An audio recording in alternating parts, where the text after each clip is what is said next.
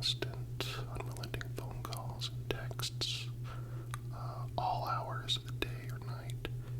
Sometimes it would be a flood of messages in one go. Other times there'd be long pauses, just long enough for me to feel like, okay, maybe it's over, before it all just started right back up again. It wasn't threatening per se, but it was definitely disconcerting. Like someone had silently decided that I owed them my attention and they weren't going to stop until I got it. And this isn't just something that I've experienced myself. I've also helped out a couple friends as they went through it too. One was stalked by a person she used to date. Another one by someone she barely knew. And I've seen the toll that it takes, the way it creeps into every corner of your life, how it can make someone second guess their instincts and feel isolated.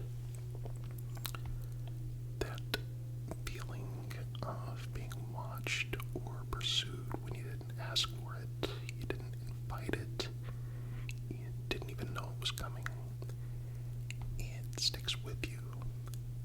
And that's why I want to talk to you about how to deal with a stalker. Not just when it gets serious or dangerous, but from the very first signs, because those early moments matter far more than most people realize. So let's start with those initial stages. The red flags that might not scream danger, but they still whisper that, hey, something is not right. When someone crosses boundaries in a way that feels off, it might be excessive messaging, just like I experienced. It might be someone who seems to always run into you at, the coffee shop or the grocery store, or comments on details of your day that you never actually shared with them. It might be a casual acquaintance who suddenly treats you like you're in a relationship, even though you're not and never were. And here's the thing. You don't need to wait until it turns into some horror story to take action. And in fact, the sooner you take action, the better. Start by setting clear boundaries. That means making your no unmistakable. If someone is texting or calling too much, don't just ignore them, at least not at first. Tell them directly, I'm not comfortable with this level of contact. Please don't reach out to me again.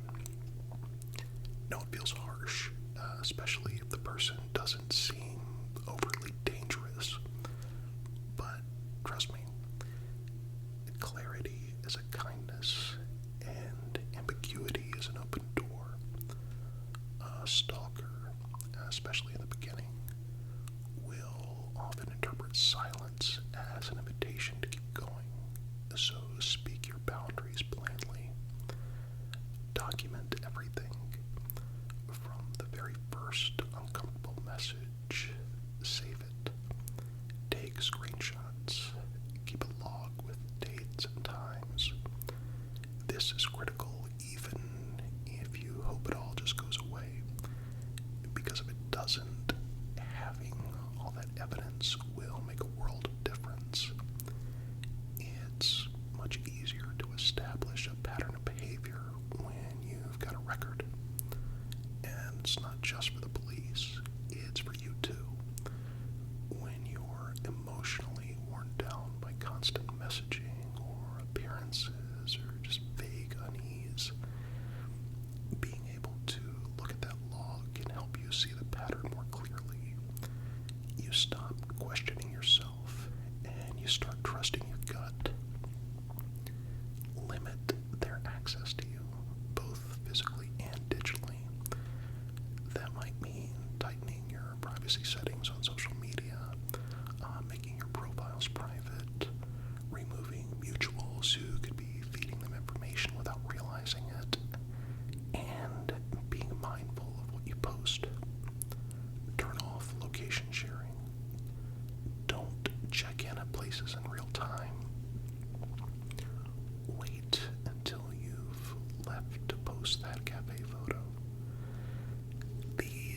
are little steps, but they add up to a barrier between you and someone who's trying to get closer without your consent.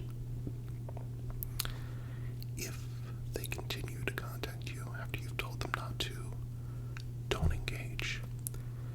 That's really important. No matter how tempting it is to send one last message saying, leave me alone, or what's your problem, don't. At that point, your job is to go silent and keep documenting. Engaging, even negatively, can reinforce their behavior. You become a character in the story they're creating in their own mind. Removing yourself from that narrative is your most powerful move. And while we're on the topic of power, let me say something that might sound strange, but needs to be said. You don't owe anyone politeness when you feel unsafe. We're so conditioned to avoid being rude that sometimes we put our own well-being second. I want to be clear. You're not rude for asserting your boundaries. You're not overreacting. You're not being dramatic. You're protecting yourself, and that's something to be proud of.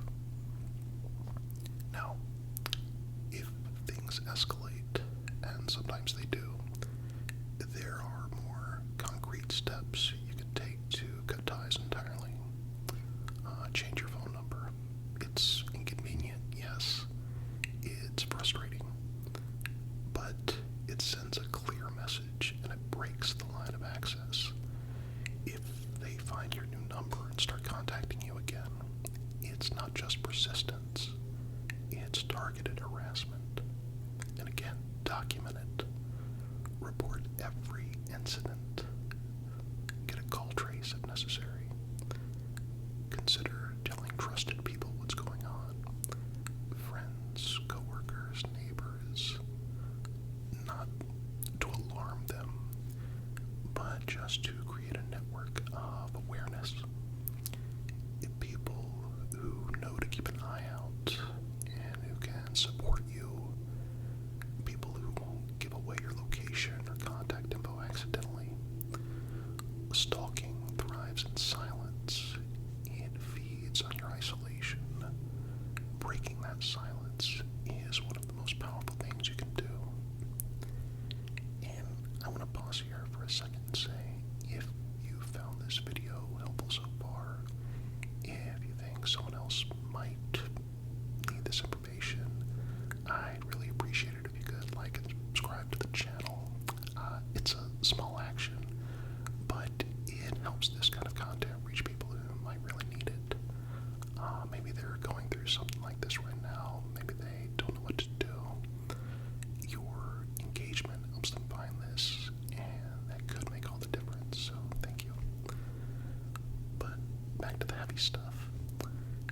Because sometimes, unfortunately, you'll reach a point where cutting ties isn't enough. The behavior continues. Maybe it even escalates into threats, or showing up at your work, or sending unwanted gifts. And this is when legal options come into play. In most places, stalking is a criminal offense.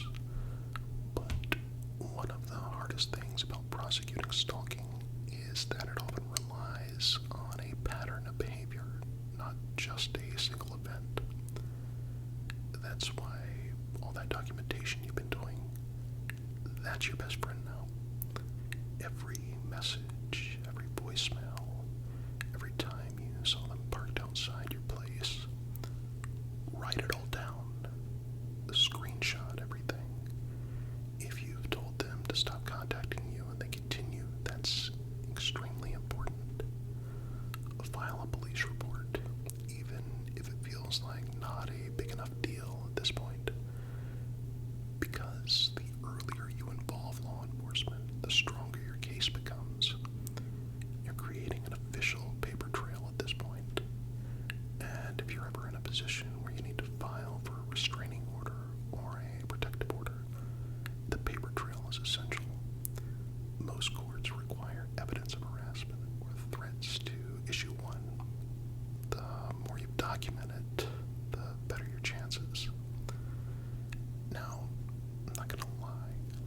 Sometimes law enforcement can be dismissive at first, especially if the stalking doesn't seem overtly dangerous. But don't be discouraged. Be persistent. Use the right language. Say, I'm being stalked.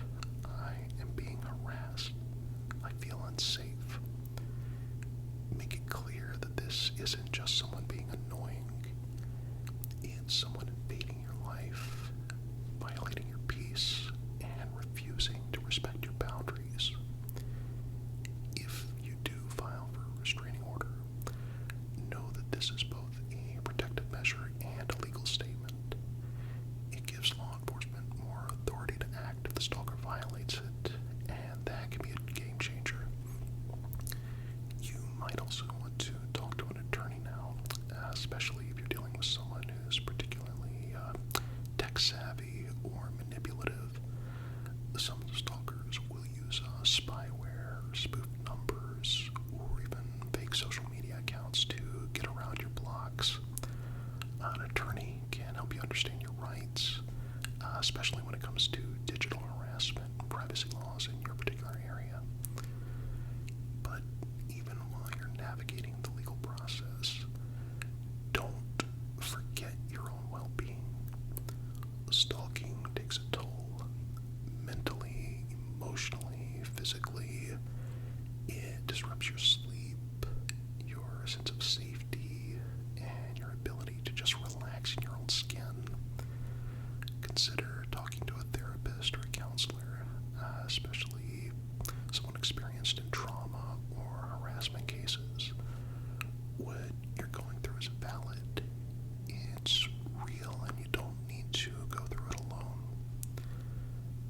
So, if you're watching this and you felt that creeping sense that someone's paying too much attention, that someone won't leave you alone, even after you've made it clear you want nothing to do with them, I see you. And I want you to know that you're not powerless. You're not being paranoid. And there are things you can do. Start early, set boundaries, speak up, document everything, ask for help, and if it comes to it, don't hesitate to take legal action. No one has the right to occupy your life without permission, not through messages, not through appearances, not through fear. You deserve peace. You deserve privacy. You deserve to feel safe